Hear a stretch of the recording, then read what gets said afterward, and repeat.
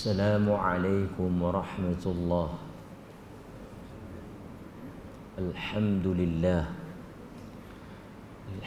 لله الذي أرسل رسوله بالهدى ودين الحق ليظهره على الدين كله ولو كره المشركون. أشهد أن لا إله إلا الله وحده لا شريك له وأشهد أن محمدا عبده ورسوله. أما بعد. Muslimin dan muslimat, hadirin mukminin yang dirahmati oleh Allah Subhanahu wa taala, sebelum kita memulakan durus Ramadan pada tengah hari ini, kita merafakkan setinggi-tinggi syukur kepada Allah Subhanahu wa taala kerana dengan izin dan pertolongannya, limpah perkenan daripada Allah Subhanahu wa taala, kita dapat meneruskan rancangan asal durus kita pada hari ini. Hari ini hari yang ke-11 Ramadan. Jadi saya ingin memetik sepotong ayat Al-Quran daripada surah Hud, ayat yang ketiga, kerana ayat ini kalau dilihat pada kedudukannya, ia berada pada juzuk yang ke-11. Surah Hud ada 2-3 ayat awal yang dia masuk ke dalam juzuk yang ke-11. Di akhir juzuk yang ke-11 itu, selepas daripada dia ada 3 surah, surah Taubah, surah Yunus dan awal surah Hud. Kemudian dia masuk kepada 3 ke 4 ayat, dia masuk pula kepada juzuk yang ke-12. Jadi untuk durus Ramadan pada tengah hari ini, kita nak melihat ibrah, faedah ataupun pengajaran yang boleh kita petik dan keluarkan daripada surah Hud ayat yang ketiga. Sepotong ayat yang kita ambil. Apa mesej yang nak disampaikan melalui ayat ini? Mudah-mudahan tuan-tuan, kita bukan sahaja tadarus, tilawah, kita juga dapat mengambil manfaat daripada ayat ini. Pada ayat yang ketiga, Allah Azza wa Jal mengingatkan kita, A'udzu billahi minasyaitonir rajim. Bismillahirrahmanirrahim. Wa anistaghfiru rabbakum thumma tubu ilayhi yumatti'kum mata'an hasana ila ajalin musamma wa yu'ti kulla dhi fadlin fadlah wa in tawallaw fa inni akhafu alaykum azab yaumin kabir.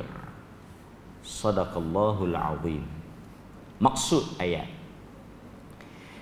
dan hendaklah kamu memohon keampunan kepada Tuhan kamu dan bertaubat kepadanya jika kamu melakukan perbuatan tersebut.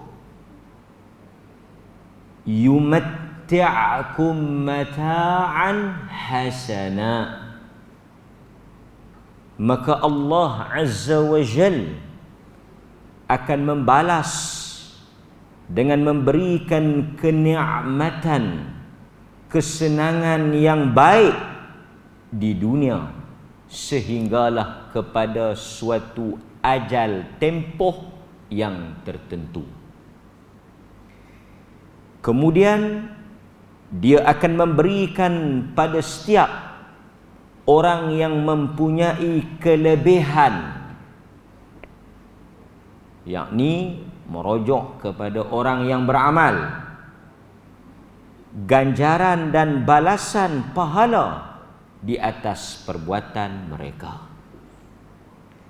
Sekiranya kamu berpaling daripada apa yang diperintahkan itu, maka sesungguhnya aku takut, aku bimbang Allah akan memberikan azab pada hari yang besar. Ayat yang ketiga daripada surah Hud, juzuk yang ke-11 yang kita ambil pada hari yang ke-11. Muslimin dan muslimat, di dalam ayat ini perkataan yang disebut, perintah yang disuruh untuk kita melakukannya ialah istighfar dan taubat. Wa anistaghfiru rabbakum wa tubu ilaih. Ada tak kaitan istighfar dengan taubat di dalam bulan Ramadan? Kita akan sebut tentang hubung kait yang begitu kuat di antara kedua perkara ini. Tapi sebelum itu, saya nak mengulas sedikit tentang istighfar. Tuan-tuan, istighfar ialah perbuatan yang pertama kita lakukan sebaik sahaja kita selesai salat. Apabila tuan-tuan memberikan salam, Assalamualaikum warahmatullahi, apakah perkara yang pertama, lafaz yang keluar, yang kita ucapkan daripada mulut kita? Astaghfirullah, astaghfirullah, astaghfirullah. Sebaik sahaja kita selesai melakukan suruhan dan ibadah, Allah mengajar nabinya untuk memohon istighfar. Sebab itu di dalam hadis yang diriwayatkan oleh Al-Imamul Bukhari, Nabi SAW menyebut dengan jelas bahawa baginda tidak akan kurang untuk istighfar kepada Allah daripada 100 kali dalam sehari. Dalil-dalil yang kita baca ini menunjukkan betapa kuatnya ajaran agama menyuruh kita untuk beristighfar. Hatta seorang rasul, seorang nabi yang telah dijamin maksum tetap tidak sunyi daripada istighfar. Dan ini sepatutnya ditanya kepada diri-diri kita yang mengaku beriman, yang mengaku mencintai Nabi, yang mengaku dekat dengan Allah. Berapa kali kita istighfar di dalam sehari? Sangat buruk dan sangat malang seseorang yang mengaku beriman tetapi tidak beristighfar kurang daripada 100 kali. Sedangkan banyak masa dan waktu yang dia boleh lakukan aktiviti kehidupan dia dalam perkara-perkara yang sebahagiannya mungkin agama tak suruh, tapi dia sibukkan diri dia melakukan perbuatan-perbuatan yang tidak ada contohnya daripada Nabi. Dalam masa yang sama dia mengabaikan yang betul disuruh dan dilakukan oleh Nabi. Fitnah di dalam kehidupan. Istighfar Di dalam ayat ini Allah Azza wa Jal menjanjikan yumatti'kum mata'an hasana. Sesiapa daripada kalangan hamba-Ku yang beristighfar, Aku janji akan memberikan mata', kesenangan. Disebut oleh para ulama seperti Dr. Wahbah Az-Zuhaili. Dia kata istighfar ni kita akan dapat dua perkara. Satu, ni janji Tuhan. Allah kata siapa yang banyak beristighfar, memohon keampunan kepada Aku akan bagi yang pertama kesenangan dunia. Kesenangan dunia ini meliputi macam-macam. Murah rezeki, kesihatan, rezeki dari sudut anak, masa, ketenangan jiwa, peluang untuk melakukan ibadah, semuanya terkandung dalam mata'an hasanah. Kadang-kadang kita habis duit, belanja besar, nak tahu rahsia macam mana nak jadi kaya. Banyak coach bahagiannya. Pergi kursus-kursus motivasi. Macam mana nak cari bahagia rumah tangga. Macam mana magnet rezeki. Oh, ini banyak ni. Seminar magnet rezeki. Seminar mencari rumah tangga bahagia. Kursus sana, program sini. Bayar beratus-ratus ribu untuk mendapat ilmu. Sedangkan Tuhan telah menyebut rahsia kepada segala-galanya itu istighfar. Hanya terkandung di dalam satu keyword istighfar. Faqultu astaghfiru rabbakum innahu kana ghaffara yursilis samaa'a 'alaikum midrara wa yumdidukum bi amwalin wa banin wa yaj'al lakum jannatin wa anhara. Allah menyebut, Allah kata faqultu astaghfiru rabbakum. Sama dengan ayat ini. Wa anistaghfiru rabbakum. Apa yang Tuhan nak? Sedangkan teori-teori yang mungkin diajar oleh sebahagian orang itu tak terbukti kebenarannya. Sedangkan orang yang bagi motivasi itu, kita tengok dia pun tak berniaga apa. Sedangkan sebahagian pakar motivasi itu, dia juga ada masalah rumah tangga. Dia juga ada masalah keuangan. Sebahagiannya lah. Tapi kita tak yakin dengan apa yang Tuhan cerita. Allah kata, "Faqultu astaghfiru rabbakum innahu kana ghaffara." Istighfar. Yursilis samaa'a 'alaikum midrara. Tuhan akan turunkan hujan yang lebat. Sebab itu orang tanya kepada Hasan al-Basri seperti yang kita baca dalam sirah riwayat. Orang tanya dekat Hasan al-Basri, "Ya Aba Sa'id, apa nak buat tempat aku kemarau? Hujan tak turun."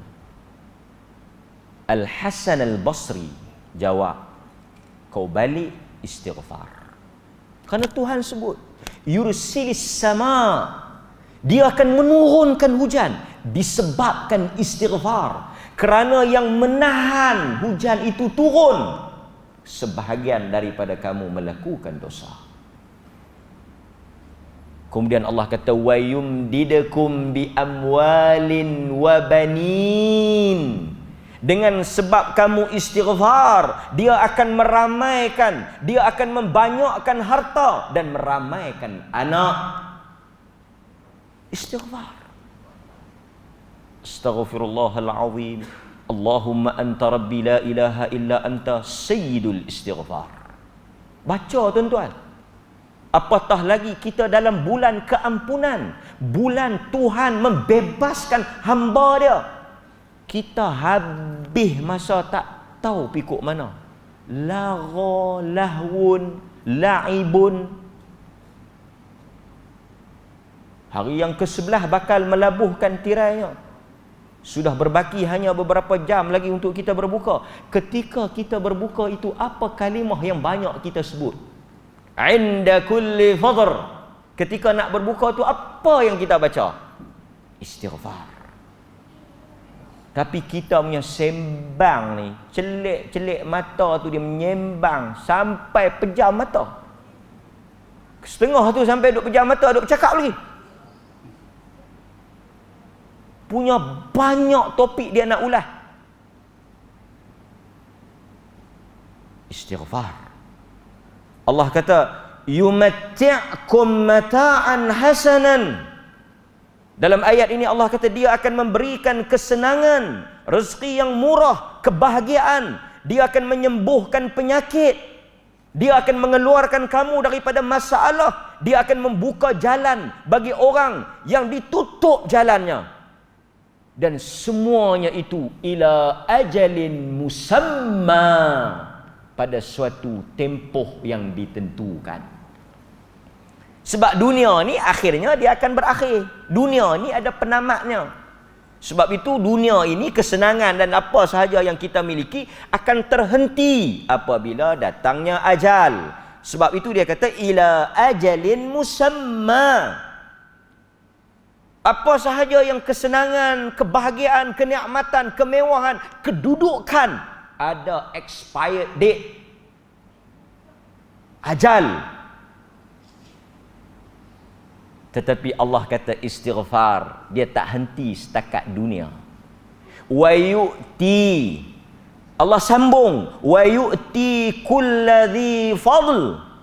Dan setiap orang yang beramal, sebab itu istighfar ni dia serampang dua mata. Dia kita dapat dua-dua, dunia dan akhirat.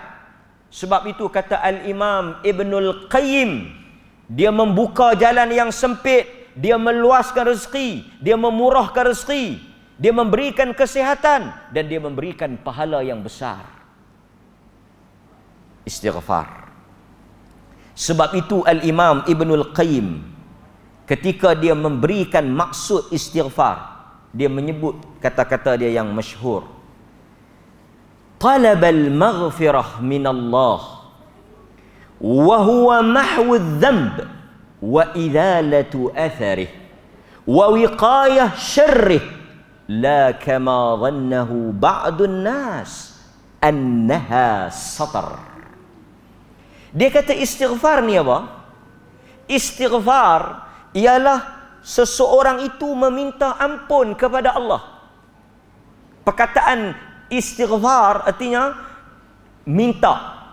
Dalam bahasa Arab ni dia bila kita nak meminta, kita akan tambah huruf alif sin ta. Daripada perkataan ghafara, bila kita tambah alif sin ta tu dia akan jadi astaghfir. Terus makna dia pun jadi lain. Aku meminta ampun. Meminta ampun. Kata Ibnul Qayyim, Allah Ta'ala akan menghapuskan dosanya, menghilangkan kesan buruk daripada dosa itu. Wa wiqayah, dan mencegah daripada kesan dosa. Dosa ni dia ada kesan, tuan-tuan. Dosa ni dia ada kesan. Kesan ni apa dia? Orang yang banyak dosa kita akan tengok dia tu hitam. Hitam dalam arti kata keruh, serabai, serabut, hidup dia lintang pukang. Ini semua kesan dosa. Sempit, rezeki dia tak berkat. Ini semua kesan dosa. Hati dia tak tenang. Ini semua kesan daripada dosa. Dosa ni ada kesan. Sebab itu orang tanya Al-Hasan Al-Basri, kenapa orang-orang yang bangun tahajud wajahnya bercahaya? Nur. Ada nur. Kata Al-Hasan Al-Basri, albasahullah binurih. Orang yang bangkit salat di tengah malam tahajud, Allah telah melitupi dirinya dengan cahaya Tuhan. Pasal itu bila kita tengok orang-orang yang tahajud, tenang, hidupnya sempurna, hidupnya lapang. Dosa ada kesan. Sebab itu musibah yang berlaku itu sebahagiannya, bukan semua, sebahagiannya untuk mengangkat dan menghilangkan dosa. Dan kata Ibnul Qayyim, dia kata apa? La kama dhannahu ba'dun nas. Dia kata sebahagian orang dia sangka istighfar ni tutup dosa. No. Walaupun perkataan ghafara tu maksud tutup. Tapi tuan-tuan, dosa ni Ibnul Qayyim kata, dan saya setuju kerana betul. Apa dia kata? Dosa ni orang yang buat jahat pun sebahagiannya Tuhan tutup. Cuba tuan-tuan perhati tengok. Orang yang tak pernah istighfar, bergelumang dengan dosa, hakikat buruk dia pun sebahagiannya Tuhan tutup. Jadi kalau tak istighfar pun sebenarnya kalau Tuhan nak tutup, Tuhan tutup. Sebab itu istighfar bukan soal tutup dosa, bukan soal Tuhan jaga aib dia, tapi soal Tuhan bersihkan diri dia. Sebab itu kata Al-Imam Syafi'i, syakautu ila Waqi' su'ul hifz. Aku tanya kepada Waqi' ibn Jarrah. Aku ni susah nak hafal, payah nak masuk hafalan dalam kepala aku. Kata Waqi', fa arsyadani ila tarkil ma'asi. Waqi' kata kau tak boleh buat maksiat. Imam Syafi'i, dia kata kau tak boleh buat maksiat kerana maksiat itu kegelapan. Maksiat itu kegelapan. Dan kata Al-Imam Waqi', ilmu Allah itu cahaya, dan cahaya tak boleh masuk dengan kegelapan. Yang menghalang ilmu hidayah itu masuk dosa. Sebab itu Nabi kata dalam hadis yang selalu tuan-tuan baca dan tuan-tuan dengar, hati itu ibarat satu tempat yang putih, nuqtatun sauda. Apabila kamu buat satu dosa, nuqtah, titik, sauda, nuqtah, sauda, titik yang hitam. Dan apabila diikuti dengan istighfar, titik itu akan dibasuh dan dihilangkan. Dia bukan soal hati kita tak terang, dia bukan soal hati kita gelap, dia bukan soal hati kita tak dibuka, dia soal hati kita ditutup dengan dosa. Maka sebab itu kata Al-Imam Ibnul Qayyim, yang dimaksudkan dengan istighfar ialah dihapuskan dosa. Berikutnya, kesimpulannya, bila kita kata Allah akan bagi kebaikan istighfar, apa hubung kait dengan bulan puasa ni? Terbaik untuk kita istighfar. Istighfar ni ada beberapa tempat. Pertama, selepas salat. Yang kedua, setiap pagi dan sekali petang. Satu lagi yang terbaik, ketika bangun sahur. Dan tuan-tuan, bila yang kita bangkit sahur ni? Bulan ni je lah. Pasal tu tak ada orang bangkit pukul 4-5 pagi bulan lain. Melainkan orang yang nak puasa sunat lah, boleh kira lah orang yang nak puasa sunat tu. Kan? 4 pagi bangkit nak makan, tak ada kerja. Sebahagian orang, kan? Dia boleh bangkit pukul 4 pagi, tapi dia bangkit. Dan tuan-tuan, rahmatnya bulan Ramadan ini sukar dan berat untuk kita bangkit pada pukul 4-5 pagi itu.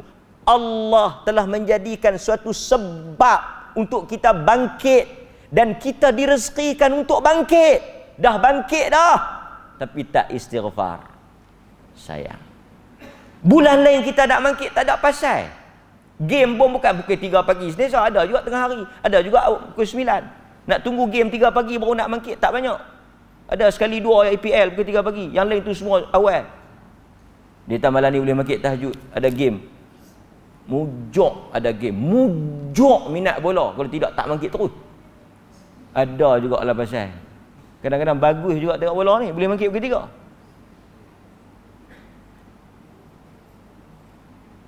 Pasal tak ada pasal dah, tak ada mesyuarat pukul 3. Nak pergi jumpa markah pun tak ada pukul 3. Melainkan orang yang kencing manis, dia kerak sikit bangkit. Pasal dia nak mudah nak kencing manis ni, dia kerak kencing lah. Sebab itu ada sebahagian di kalangan para ulama, dia kata di akhir Nabi ni dia kerak kencing. Di akhir Nabi, dia badan dia berisi sikit di hujung usia dia kerak kencing, dia kena obesity. Kan? Tapi kita nak bangkit 3 pagi tak ada sebab. Tapi Tuhan bagi punca, kita boleh bangkit. Alhamdulillah, kita bangun. Kemudian Allah sebut di dalam Al-Quran, wabil ashari hum yastaghfirun. Quran sebut ni. Quran kata wabil ashar, dan pada waktu sahur, hum, mereka, yastaghfirun, meminta keampunan. Tuhan sebut time tu. Tuhan bagi tahu wabil ashar, bangkit time tu. Dalam hadis yang diriwayatkan oleh Abu Hurairah, Nabi kata apa? Idza madha syatrul lail aw thuluthahu yanzilullahu tabaraka wa ta'ala ila as-sama'id dunya fayaqul. Ni the best time ni. Nabi kata apabila madha, apabila telah berlalunya setengah daripada malam, 1/3 daripada 1/3 akhir, thuluthahu 2/3 akhir, maksudnya habis 2/3 awal tu 1/3 akhir. Idza madha syatrul lail aw thuluthah, apabila telah berlalunya separuh malam atau telah berlalunya 2/3 awal. 2/3 awal tu dah habis, tinggal baki 1/3. Sahur tu 1/3 akhir. So kita boleh divide. Ni cara kita nak kira, kalkulate sikit. Kita boleh divide satu malam pada 3 bahagian based on hadis ni. Jadi 12 bahagi 3, kita akan dapat 1/4.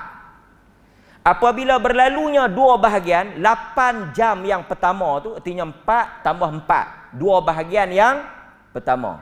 1/4 jam. 2 bahagian 8 jam. 2 bahagian yang awal. Jadi tolak 8 jam yang awal tu. Ada lagi 4 jam yang akhir. Pasal 12 malam, 12 jam satu malam. Siang 12, malam 12. Siapa pun 12. Tu imam pun 12, tuan-tuan pun 12, saya pun 12. Satu malam. Boleh. Jadi kalau 7, pukul 8, 7, pukul 8, pukul 9, pukul 10, pukul 11, pukul 12, pukul 1, pukul 2, pukul 3. Habis. 3 ke atas. Nampak? Ada hadis dia bahagi 6. Dia bahagi 6. Jadi 12 bahagi 6, kita akan dapat 2, 2, 2, 2.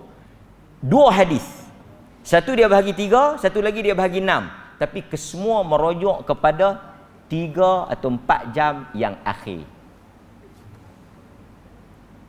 Dan hadis ni juga dia akan ada nanti dalam tajuk akhir salat Isyak. Salat Isyak ni dia berakhir setengah malam. Sampai pukul 12 Betul? 7, 8, 9, 10, 11, 12, pukul 1. Pukul 1. Isyak habis pukul 1. Pukul 1 ke atas tu dia panggil waktu daruri. Yang maksudnya orang yang ada excuse dia boleh salat lepas tu. Tapi orang yang tak ada pasal paling lewat dia nak meralik takat pukul 1. Lepas tu dia kira keluar waktu. Di atas qaul yang kuat. Walaupun sebahagiannya lewat sampai betul sampai subuh, tapi dia bahagi dia ada time dia. Tapi pendek kata tuan-tuan, the best, jangan terkejut. Sebahagian fuqaha, sebahagian dia kata the best tarawih ni hujung malam. Sebahagian kata sebaik-baik salat malam akhir malam. Tapi kalau tuan-tuan buat awal jemaah tu tak apalah, cerita dia luas. Fiqh ni luas. Tapi kalau kita bangkit tengah malam, kita nak buat apa? Kita salat.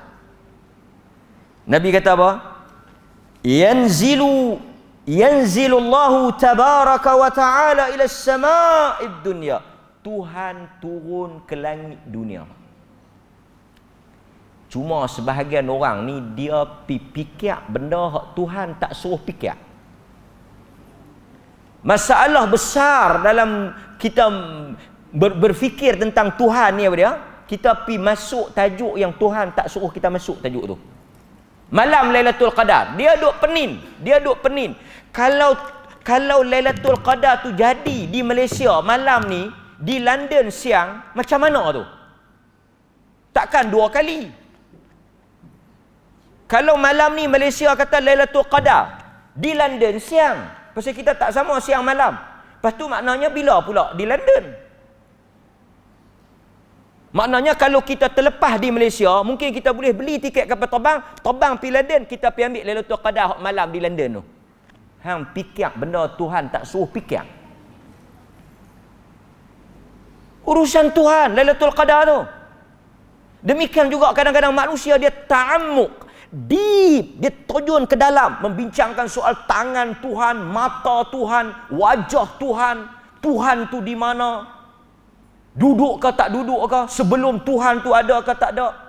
Ini semua termasuk di dalam perbuatan takalluf. Memberat-beratkan. Tuhan kita beriman, Tuhan lah. Dia tak sama dengan makhluk, cukup. Buah anggur dalam syurga dengan buah anggur di the store, sama ke tak? Dalam Quran ada sebut kurma. Dalam Quran ada sebut inab. Dalam Quran ada sebut rumman, delima. Tuan-tuan pi kedai Asy-Syifa di Jawi tu, ada jual delima tak? Rumman. Dalam Quran ada sebut rumman. Delima hak yang Asy-Syifa jual tu sama tak dengan delima syurga? Sebut delima, rumman.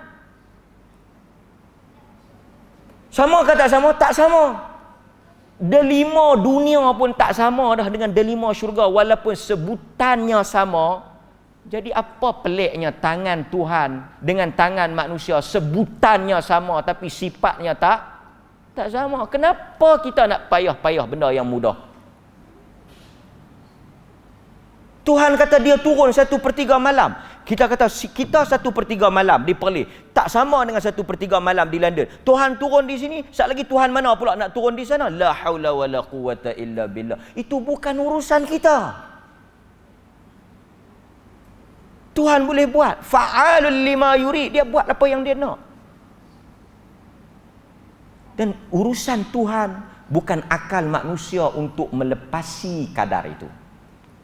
Pasal itu benda yang paling mudah, akidah.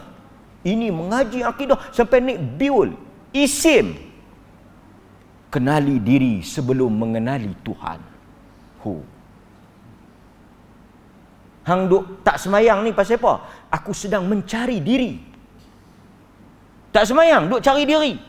Sehingga apabila aku bertemu dengan diri, maka terbukalah hijab. Aku bertemu dengan Tuhan. Kita pendengar falsafah.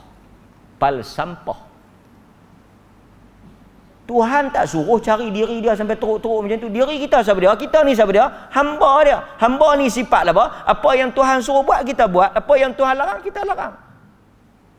Ini sampai apa itu puasa. Kita memang dah jenis kaki ponting puasa. Tiba-tiba dia main suruh apa itu puasa. Puasa tu tak makan dan tak minum. Apa beza tak makan dan tak minum kita dengan makhluk lain? Itu dia. Sedangkan tak makan dan tak minum ini bukan zahir tapi hakikat.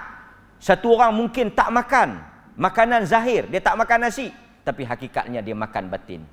Tak ada nilai puasa dia. Satu orang mungkin makan nasi, kita nampak dia makan nasi, tapi dia berpuasa batin. Itu yang ada nilai di sisi Allah. Oh, tuan-tuan. Boleh join saya. Tuan-tuan beli nasi kandang, bini tanya, pasal apa abang? Aku berpuasa hakikat. Diri aku berpuasa daripada mulut mengata orang. Diri aku berpuasa daripada tengok benda haram. Diri aku berpuasa daripada dengar benda yang haram. Inilah puasa hakikat yang Tuhan nak. Hang walaupun tak makan, tapi mulut hang tak puasa, telinga hang tak puasa, tak ada makna. Jahannam. Nak muhung orang awam ni bukan payah. Buh istilah-istilah bombastik sikit. Buh istilah-istilah pelik sikit, kan? Pono sikit, putak sikit, dengar tengah ikut. Simple ya. Modus operandi ajaran sesat ni semua hala ke situ. Dia kita tengok macam mana Nabi. Dia ada hujah macam mana Nabi. Dia boleh berpuasa sepanjang hari dan sepanjang masa. Kan? Ada hadis tu kan? Nabi tak bagi kita puasa wisal. Tapi sahabat tanya, kau tak bagi kami puasa wisal, tapi kau puasa wisal. Aku diberi makan oleh Tuhan dan aku diberi minum oleh Tuhan. Dia pergi kot tu. Dia bagi minum oleh Tuhan. Hadirin mukminin. Agama ni ikut hak Nabi buat, sahabat buat, selamat. Hal min sa'il yu'ta. Kita habis tuan depa nak mula kelas. Hal min sa'il yu'ta. Siapa yang minta aku bagi. Time tu. Time lain dia tak bagi ya. Time lain dia bagi, tapi dia ada the right time. Hal min da'in. Dia ada 3. Sa'il, siapa yang minta, yu'ta. Da'in, siapa yang doa, yustajab. Dan yang ketiga, mustaghfir, siapa yang minta ampun, istighfar, aku ampun. 3 benda ni tuan-tuan kalau buat waktu sahur, confirm 100% makbul. Minta, apa lagi? Doa, istighfar. Sampai bila? Hatta yanfajira subh, sehingga masuknya waktu subuh. Jadi kalau tuan-tuan pukul 4, pukul 5, pukul 6, tuan-tuan ada lebih kurang 2 jam. 4, 5, 5, 6, 2 jam. 2 jam tuan-tuan, berapa banyak boleh minta. Hadis riwayat Imam Muslim. Mudah-mudahan Allah Ta'ala rahmat saya dan rahmat tuan-tuan. Kita istighfar banyak-banyak dalam bulan Ramadan, bulan yang diberkati oleh Allah Subhanahu Wa Ta'ala. Mudah-mudahan Allah merahmati saya dan merahmati tuan-tuan semua. Dan kita doa supaya Allah Subhanahu Wa Ta'ala menerima istighfar dan taubat kita. Aqulu ma sami'tu mastaghfirullahal azim li wa lakum wa billahi taufiq wal hidayah. Wassalamualaikum warahmatullahi wabarakatuh.